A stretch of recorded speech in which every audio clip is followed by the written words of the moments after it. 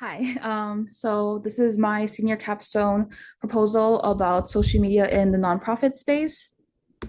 So I'm Sydney. I'm a four-year student at UH West Oahu.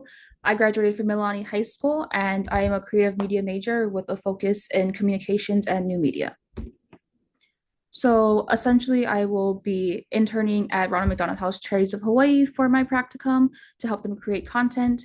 The gist of my thesis, which we'll go into a little bit more later, is that the use of personal stories in social media as well as entertaining content will kind of help engagement for the nonprofits account. The objective of my practicum, sorry, the objective of my practicum is to kind of see what social media strategies would be the most effective for these businesses to just again boost like their engagement. And then the significance of this is to kind of just provide a resource for a sector of the community that usually has very limited resources and to kind of help them better serve their community in turn by kind of boosting the engagement of their social media. So my thesis statement in full is that the use of personal stories in social media marketing for health and human services nonprofit organizations demonstrates how their organization has personally impacted people, as well as incorporating content relatable and entertaining to watch for a broader audience to be able to appeal to new audiences who may in turn turn into donors and supporters.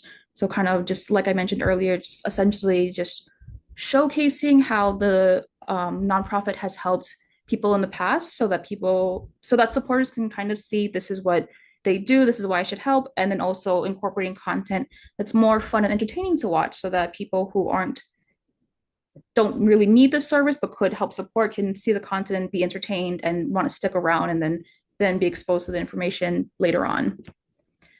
So the objective and rationale for the research that I conducted was essentially the objective is to see kind of like what strategies currently work and are most effective for health and human services nonprofits because they have a really unique challenge in the space of social media marketing since it's not just typical like advertising and or just like selling a product kind of a thing. You know, they're asking for money, they're asking for support, and that's not always something that people willingly kind of give away. And being able to get the firsthand experiences of these challenges and what resources they may or may not have in this nonprofit sector for myself, like seeing it for myself, and what they have to work with when utilizing these platforms and how realistic and successful my theoretical proposed strategies would actually be in this real world setting. While doing the research, I really tried my best to focus in on more recent articles written because social media obviously changes very frequently.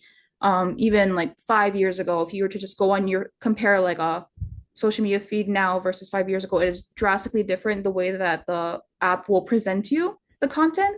So I felt it was important to do my best to get more recent content. So I tried maybe like 2020 and after because I know research papers take time. It's not always going to be there's not going to be a plethora of more recent articles. So I tried to keep it as recent as possible when relevant. Obviously, sometimes strategies, there's elements that kind of like not succeed time. It doesn't matter what time it is. So it's like there were some articles that were a little bit earlier, but there wasn't many of those. One specific research paper in particular was written by I think Dr. Isabel Bedell. What I liked about that one the best was that a lot of the research I did was also obviously around social media nonprofits when relevant, but all of those kind of looked into just the analytics and they just took the analytics and said like, okay, how many videos did they post or how many, it was just kind of like looking at it from a service because that's all we have access to.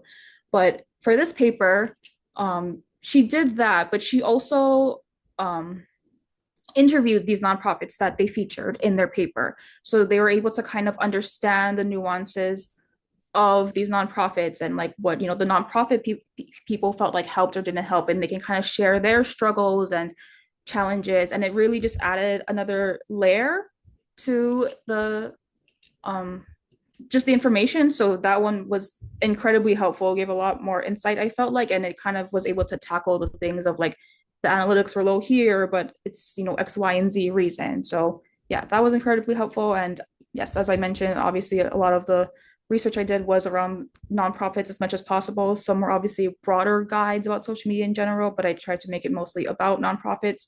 But obviously, that's a lot more limited than just typical marketing, which is also why I felt um, like I wanted to kind of tackle this subject because of the limited amount of resources on nonprofits, with a focus on nonprofits. So my plan for the senior capstone is to do a practicum with the Ronald McDonald House Charities of Hawaii so that I will help them suggest ideas and be able and kind of create the content based off of the research that I've done and just to kind of help them boost their engagement in social media and specifically kind of help them with their Red Shoe 5K event in the spring. Like a few of the articles I looked up or the tips and whatnot, they kind of suggested that some of the things that they were suggesting were even more so helpful for things like specific events, more so than just, general, we need money, we need volunteers, support, like just kind of, it was more effective for a specific event rather than just a general ask. So I'll be helping with those general day-to-day things, but then the kind of big magnum opus, I guess, of the guide or of the practicum would be the Red Shoe 5K event. And so the significance of this research. So social media is used by many organizations to brand themselves as a necessity in the 21st century, but limited resources and specific needs from their audiences can make it difficult to regularly and effectively stay on top of their social media presence. So, like I said, it's already just a different space in that they're not selling a product. So when they're asking for something, they don't like the customer or the consumer, the audience, sorry, doesn't always get something in return. And additionally, just nonprofits are they can be very limited in resources. And so they may not have someone to kind of look up these things or take the time to kind of, flesh out their own strategies, or they may not even have a dedicated PR person in general. So just to kind of be able to figure out what is kind of a decent rule of thumb to help out other social media marketers, if not even like social media marketers, just other nonprofits in general, because as I mentioned, they may not have that position. The future implications of this is being able to have a general guide of how to effectively create content for their platform. It's really just using it as an important step to help utilize their own platforms to engage with their built-in audiences. So this data I didn't find. It was provided from a class here at West Oahu, but I think it really demonstrates the importance of the topic that I'm kind of tackling. So according to the Global Web Index, when you look at how different generations use social media and view it, there is a plethora of reasons, obviously, but if you look at the very last line, it says supporting and connecting with good causes. And I will tell you right now that when you look through all the numbers for all the generations, it is the least thing, it's the last of the list for every generation except for not baby boomers, just the older generation, but it's second to last. So it is essentially just the last category. People aren't really using it for this reason. And so it kind of just shows that there is a need to kind of help this audience, or they need to kind of cater their content differently because people aren't searching out to support they're not looking out to support nonprofits or good causes. So it definitely needs to be tackled differently, and it definitely does need help in general. So my target audience would obviously be marketing or social media managers of nonprofits, or just nonprofits that are looking to improve their presence on social media and generate more community support and involvement.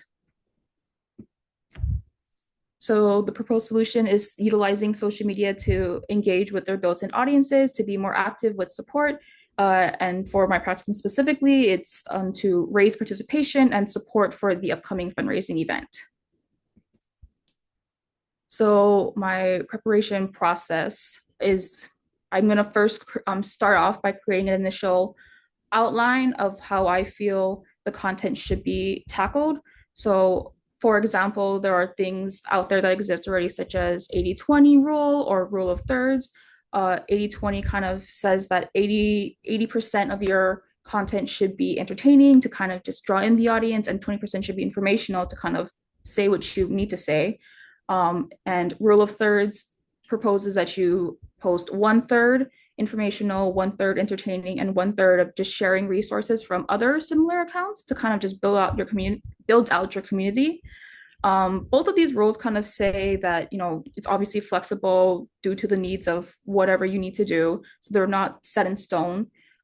My guide would probably be more similar to rule of thirds, not quite exactly the same, because again, different needs, different everything, but it'll probably follow that more similarly. So I'll kind of just be like, okay, like for example, this isn't it exactly, but it would be maybe like one entertaining post a week, one informational post a week, one post maybe like asking for something, like they have wish list items on their Instagram. So kind of just something like that. Like, like every week you post X, Y, and Z thing. Maybe I could try to solidify by saying on X, Y, and Z days, this is when you post this. And then obviously change that as it goes along, which kind of goes into the production, which is creating the content based on the initial plan and incorporating changes as they occur and catering to changes to accommodate their 5K fundraiser. So I have this general guide and I will probably do my best to follow it to the best of my abilities. But maybe if they have prior obligations that they need to post for, or yeah, just as the fundraiser approaches closer, it'll probably skew more towards posting more about that content more so than entertaining things and just essentially executing it and just going along and seeing what needs to be done. And then at the end of this practicum period, I'm going to kind of figure out what worked by seeing the analytics from this period and comparing it to their analytics from the year prior to kind of just see, okay, like, was it successful, and kind of just reflect like what did I feel worked, what didn't, and how it could have been improved. So my deliverable is obviously going to be a social media campaign guide aimed at nonprofits that'll include strategies, tips, and how to navigate and incorporate any potential changes or curveballs. So the experiences from Ronald McDonald House Charities of Hawaii will be used as examples to further explain the strategies, but the campaign guide should be broad enough to appeal to relatively like any nonprofit. I will probably be using guides from websites such as Hootsuite, which kind of provides services for marketing managers to kind of like post on their platform, and they have a lot of informative blogs about this subject, and they provide free templates and guides to for like a specific brand or for like a specific company. So I'll probably be working off of that. And that is it. Thank you.